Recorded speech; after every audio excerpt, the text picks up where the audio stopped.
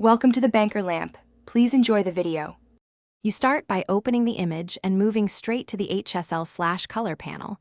Do not fiddle elsewhere. Use the targeted adjustment tool or the eyedropper to click a representative pixel of the color you want to change. Once done, expand the sampled hue range with the +/range sliders so you affect surrounding tones, not only one pixel. Make sure to work at 100% view to avoid missing subtle shifts. This initial targeting defines both scope and control for the rest of the edit. Now refine the hue, saturation, and luminance. Each does something different, so think why you move a slider. Shift hue slowly to move the color toward a neighboring family. This changes perception without altering brightness. Then control saturation to add or remove intensity. Lower saturation to tame distractions, raise it to emphasize detail.